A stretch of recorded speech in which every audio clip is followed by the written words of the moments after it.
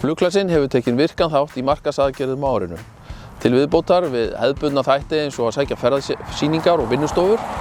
Þá höfum við einnig tekið þátt í sértækari viðburðum og má þar sem dæmi nefna viðburð í sendiráðinu í Amsterdam, sendiráð Íslands í Brussel hélt viðburð í Amsterdam í tengslum við beint flug frá Hollandi til Akureyrar.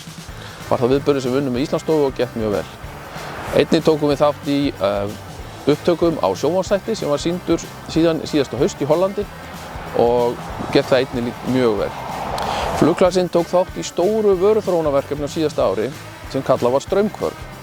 Verkefnið snerist það að stuðla að vöruþróun í ferðaþjónustu, sérstaklega við veturinn, í tengslum við aukið millilandaflug til Akureyrar og Egilsstaða.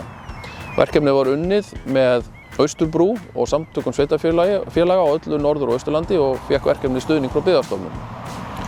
Haldnar voru vinnustofur með ráðgjöfum allt svæðið og afraksturinn var sá að kynnt voru 4 ný verkefni eða vörur í ferðaþjónustuvikunni í janúar síðastliðnum. Verkefnið sem tókst vel, við fengum bæði þessar nýju vörur út og einnig var þetta mikill hvati fyrir ferðaþjónustu aðal á svæðinu til þess að huga vöruþróun því að hún mun hjálpa til við að byggja áfangastaðinn upp til framtíðar.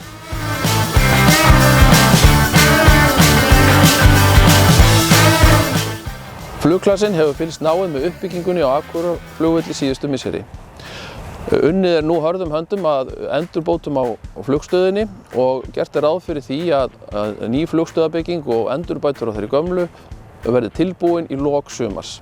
Flughlaðið og stækkunin á því hefur þegar verið lokið og búið að taka í notkun. Einnig eru framundan ný aðflug úr suðri fyrir Akureyrarflugvöll.